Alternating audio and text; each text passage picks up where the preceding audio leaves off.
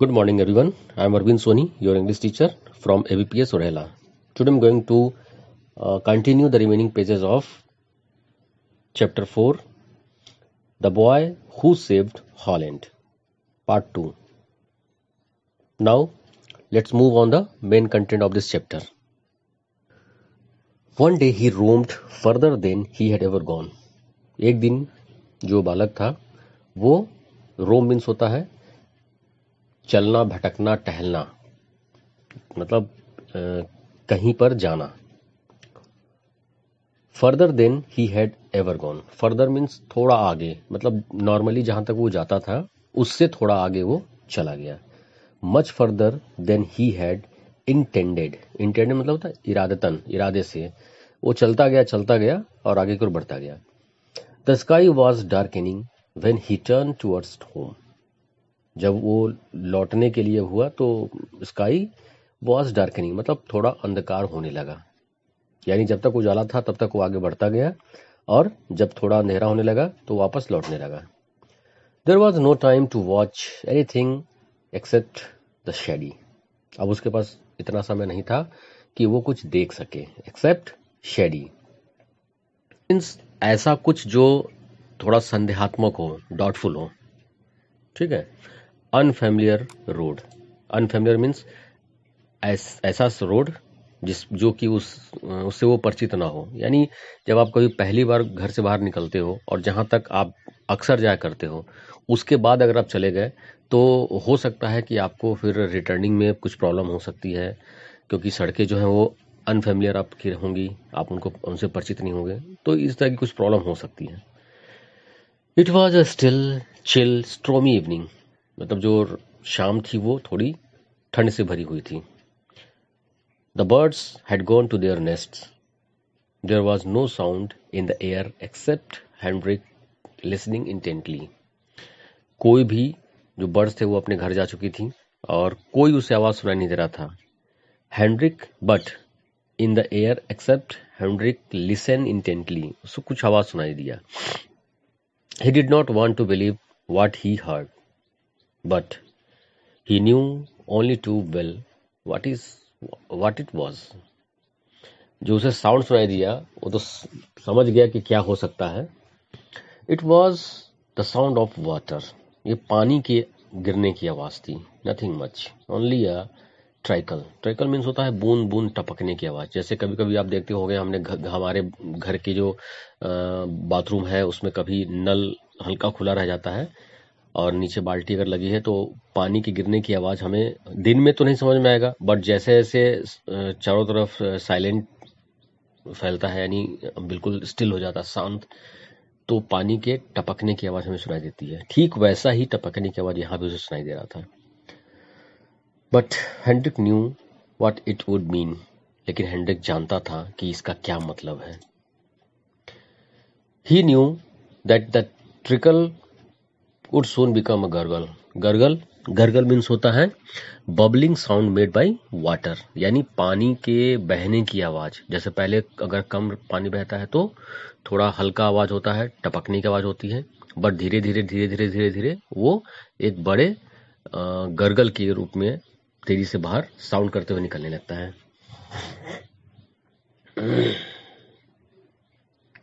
Then there would be a gush. Gush means होता है अचानक बहुत तेजी से पानी का बहाव हो जाना. Followed by a rush and then a roar and the north sea would sweep in. मतलब जो नॉर्थ सी को डाइक के थ्रू रोका गया था उसमें कहीं एक हल्का सा छेद हो गया था.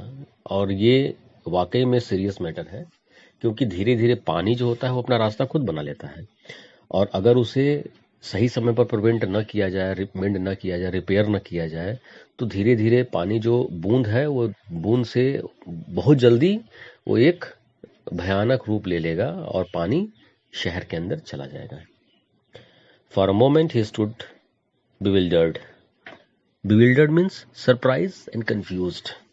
मतलब ऐसे मोमेंट पर जहां मतलब आपकी कैपेसिटी, आप बच्चे हो तो आप उतना तो नहीं सोच सकते हो, लेकिन फिर भी इस बच्चे ने, क्योंकि ये अभी 10 ईयर का भी नहीं हुआ था, तो इसके पास उतनी थिंकिंग नहीं थी कि वो क्या करे। हाँ, ये वो कर सकता था कि जाके बताए, लेकिन उसे फील हुआ कि अगर मैं जाता हूँ उस कंडीशन में ये पानी रुकेगा नहीं, और हो सकता है कि पानी जब तक मैं किसी को बताने जाऊं तब तक पानी अंदर घुस जाए या डाइक को तोड़ दे।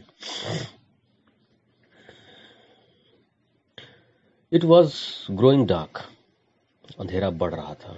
Hard to see, harder to locate a small leak in the dyke, और जो डाइक में जो स्मॉल लीक था उसे खोजना भी थोड़ी मुश्किल हो रही थी, because due to darkness. Finally he found it a few feet from the ground. Finally मतलब अंत में वो जहां से लीकेज हो रहा था उसने उस पॉइंट को देख लिया। A few feet from ground, ground से कुछ फीट की ऊंचाई पर था। He could reach it, it was as he suspected a small leak. Suspected मतलब था संदेहात्मक कि एक छोटा सा लीक है। Small enough to be stop with one finger, और इतना छोटा था कि उसे एक उंगली से रोका जा सकता था। At first he was not worried, पहले तो उसे कोई चिंता नहीं हुआ कि अरे चलो कोई दिक्कत नहीं है, एक उंगली से तो मैं अपना एक उंगली रख दिया, बस इट्स ओके। पानी का जो टपकना था वो बंद हो गया। He even felt a little heroic, elated, elated means होता है हैप्पी एंड एक्साइटेड। जैसे मान लीजिए अगर आप कोई ऐसा टास्क करते हैं जो वाकई में उसके थ्रू किसी की जान बच रही हो, या फिर वो थोड़ा काम ऐसा हो जो जिसकी वजह से पूरा एरिया डूबने से बच जाए, इस तरह का फीलिंग जब होता है कि मैंने बचा लिया, तो एक एक्साइटमेंट होता है, सरप्राइज भी होता है। To see that the finger of one small boy could hold the mighty waters in check, और उसे फील हो रहा है कि माइटी वाटर मतलब हो गया वाटर, वाटर्स मीन्स यहाँ पर समुद्र से है, कि मैंने इतने विशाल समुद्र को एक उंगली से रोक दिया। देखिए ये बच्चों वाली फीलिंग है, उसे ऐसा फील हो रहा है कि मैंने ऐसा कर दिया। Beside he thought it would not be long, इसके अलावा उसने सोचा कि काफी लंबे समय तक ऐसा नहीं हो सकता है। Someone was sure to pass by, उसे ये उम्मीद था कि कोई ना कोई जरूर आ जाएगा। एक तो स्मॉल बॉय भाई 10 साल की एज क्या होती है, और अगर रात भर कोई ना आए उस कंडीशन में क्या होगा। हालांकि ये भी उसे एक डर सता रहा था कि क्या हो सकता है, लेकिन उसे उम्मीद थी कि कोई ना कोई, someone was sure to pass by मतलब यहां से कोई ना कोई गुजरेगा, see what was happening and get people the repair the damage, और उस देख लेगा कि यहाँ क्या हुआ है और तुरंत लोगों को बुला करके जो डाइक है उसे रिपेयर कर देगा। बट द स्टिलनेस कंटिन्यू, लेकिन जो खामोशी शांति थी वो कंटिन्यू रहा, जारी रहा। स्टिलनेस एंड लोनलीनेस, पूरा शांत और अकेलापन, कोई नहीं आया। कहने का मतलब as the night came on, अब रात हो गई। हेनरी ग्रू कोल्डर, अब हेनरी को ठंड लग रही थी। His hand pained him, there were cramp in his arm. कभी कभी देखिए होता है क्या है कि चीजें तो बहुत मामूली होती हैं, बट अगर कंटिन्यू की जाए तो हमें उसका एहसास होने लगता है। अभी उसका क्या हुआ, हाथ ऐसे रखे रखे उसका हाथ अब वो पेन करने लगा, मतलब क्रैम्प पड़ गया। क्रैम्प मतलब होता है एक तरह का हाथ अकड़ जाना।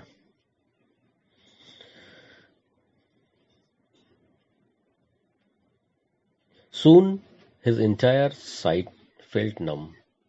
नम मीन्स होता है शून्य हो जाना, मतलब जैसे उसका वजूद खत्म हो गया हो। अब वो हाथ एक जगह रखे रखे रखे रखे, अब हाथ उठा के नॉर्मल कंडीशन में अगर आप कहीं हाथ उठाते हो तो कोई दिक्कत नहीं है, लेकिन अगर बोला जाए कि ये घंटे हाथ उठा के रखो तो आपको प्रॉब्लम फेस होने लगता है।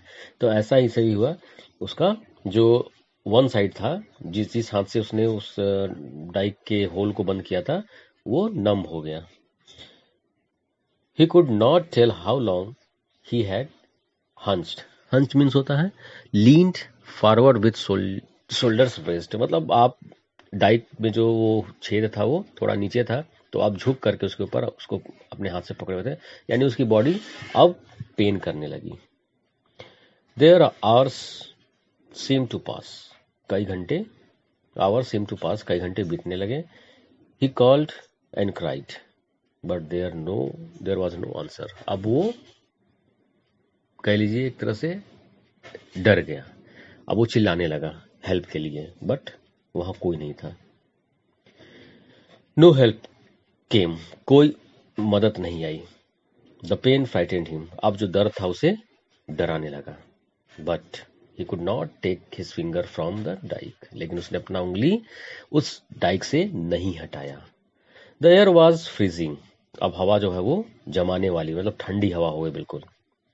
He was afraid he would drop from fatigue, fatigue means होता है वेरी टायर्ड, कोई ऐसा काम जिसे कि आप लगातार करते रहो तो थकान आपको होने लगती है, that is fatigue.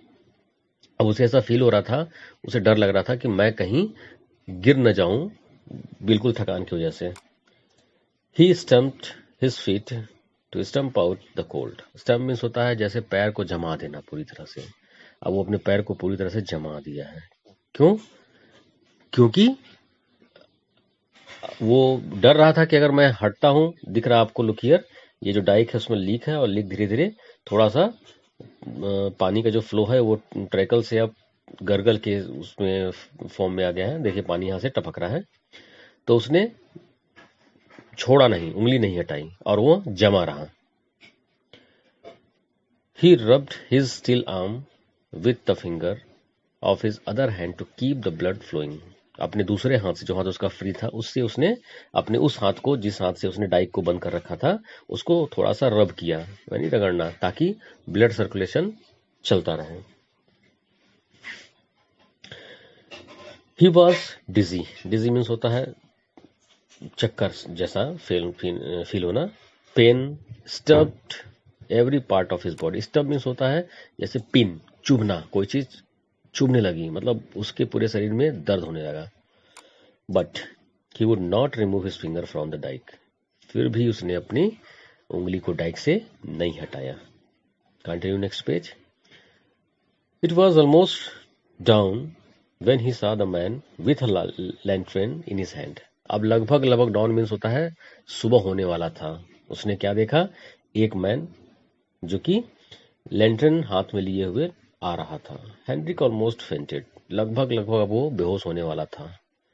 It was a labour returning after working all night, वो एक लेबर था जो रात भर काम करने के बाद सुबह लौट रहा था। Henrik's parents had been searching for him all night, Henrik के जो पेरेंट थे पूरी रात हेनरी को खोजते रहे, क्योंकि 10 साल का बच्चा है और घर नहीं लौटा है तो सबको वरी तो होगा ही। तो सारी रात वो खोजते रहे, लेकिन वो उधर नहीं गए, क्योंकि वो जानते थे कि उधर वो कभी जाता नहीं है। But it was this labour who found the boy, लेकिन मिला किसे? उस लेबर को जिसने बच्चे को खोज लिया। ही इमीडिएटली कॉल फॉर हेल्प, फिर उसने तुरंत हेल्प के लिए आवाज लगाई। The leak was plug soon, plug means होता है बंद कर देना, लीक को ठीक कर दिया गया। The dyke was strengthened in, strengthened means होता है मजबूत हो जाना, इन वीक, एक हफ्ते में उस डाइक को मजबूत कर दिया गया। A great part of Holland was saved, Holland का एक ग्रेट पार्ट जो है उसे बचा लिया गया, किसी वजह से? हेनरी की वजह से। अगर वो उस दिन देख करके या सोचता कि कुछ नहीं होगा, ऐसा कुछ अगर फीलिंग उसके दिमाग में आता तो डेफिनेटली पूरी रात कुछ भी हो सकता था। Year past and many things were forgotten, कई साल बीत गए, सब कुछ मेनी थिंग्स वर फॉरगेटन, यानी बहुत सी चीजें भूल गई। But the country is still grateful to the boy who kept his finger in the dyke, लेकिन कंट्री जो है वो उस बच्चे को नहीं भूली। कई चीज भूल गई, बहुत सी चीज हुई, लोग उसको भूल गए, बट इस इवेंट को, जिसमें उस बालक ने अपनी उंगली डाइक पे रखी थी ताकि हॉलैंड का एक पार्ट सेफ हो सके, उसे नहीं भुलाया जा सका और उसे हमेशा याद रखा गया। The brave boy. Okay, children, hope all of you have understood this chapter. Next class we will discuss on the exercise of this chapter. Okay.